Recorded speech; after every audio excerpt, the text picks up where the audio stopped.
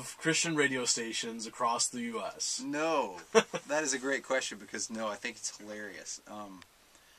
Yeah, it's been a kind of struggle for me because I've put up defenses over the years, and you know, I had a couple songs 10 years ago or so that did really well on the radio, and that was a lot of fun, and you know, made a little bit of money off of it, and it was really great for my career. It exposed my music to a ton of people, and then, you know, comes the second record where there's pressure, like, oh, you've got to try to write another single, and so I didn't like succumb to the pressure and like sell out to write a single, but I did write songs that I thought were similar to the spirit of the songs that were on the radio the first time, and it just never worked really. Like occasionally stations would play the songs, and so that kind of stung a little bit, and it was frustrating. And so I just made a very conscious decision after my second record to no longer care. I made a decision. I told my wife and told my manager. I said, from now on, I don't want to know how many records I've sold. And I don't want to know how many stations are playing the song, because if I have that information, then I'm going to think about it. And what I want to be thinking about is building the kingdom. And what I want to be thinking about is my wife and my children and the people around me, keeping my nose to the grindstone and really trying to work to write good songs. Whether or not they're going to be played on the radio should be at the bottom of my list of concerns. And it was hard for me. I'm weak in that way, like, because you want approval and you want this kind of success, you know. And so I just stopped thinking about it altogether. And you know, of course, we'd put out an album, and I would think, oh, I wonder if this one will get played on the radio.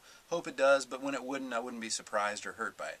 And so it's been really fun. Like the nice thing about having done music for this long is that, you know, this stuff is so fleeting that you can just enjoy it for what it is. It's like candy.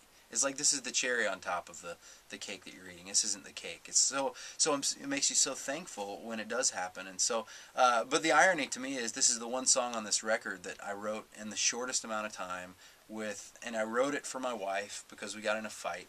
And radio was at the very, and it would never have crossed my mind that this song would have ever gotten played on the radio. So every time I hear that another station has added it, the label's will call me and tell me. I'm always just so delighted and surprised and kind of thinking, well, you know, what do I know? I don't know anything. The trick is, I guess, to just keep writing the songs and maybe people resonate with it. Yeah. And Dancing in the Minefields, the video. Is this the first official video of Andrew Peterson's career? Yes, it is. Boy, I never thought that would ever happen either. You know, it's funny. There's a band called Vampire Weekend, and Ben bought me a copy of one of their records for my birthday last year, and it's really cool music. They're not believers or anything, but their music is fascinating. It sounds like Paul Simon. It sounds like Graceland or something. I was listening to it, and I went to their website, and the first thing I wanted to do was click on their video. When I got to their website, I thought, I wonder what these guys look like. I wonder what their video would be like, and that's what I did. And it kind of hit me. I was like, we live in an entirely different world than when I started playing music 10 or 12 years ago. It used to be that if you made a music video, where was it going to get played? On ZTV or like the Trinity Broadcasting Network late at night? I don't know how that works. But I knew that I wasn't ever watching Christian music videos.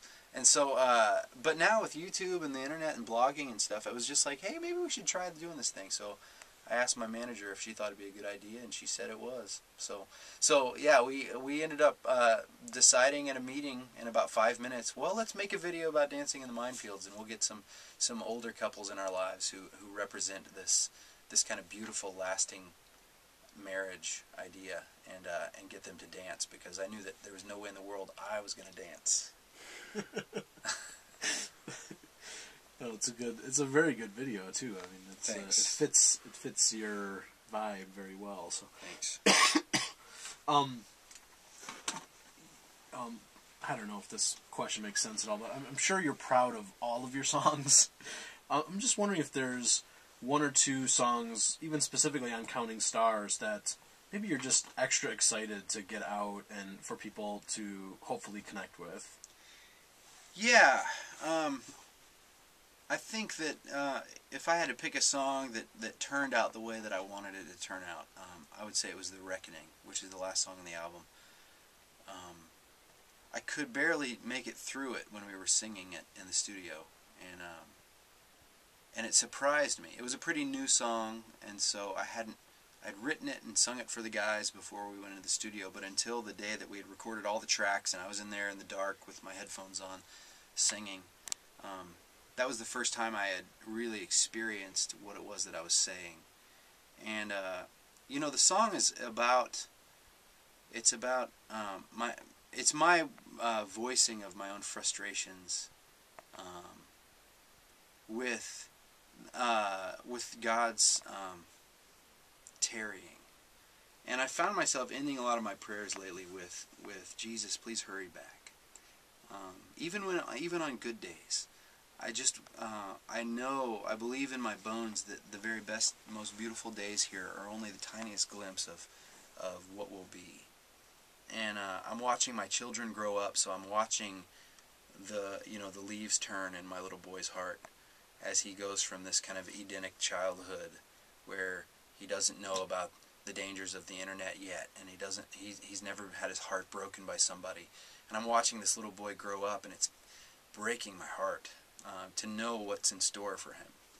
And it makes me long even more for the day when the earth will be restored and renewed, and when there will be justice, and where there won't be this color of longing and sadness at the edges of our hearts, And so that song, especially when I get to the end of the song and it says, I know that I don't know what I'm asking, but Lord, I long to look you full in the face.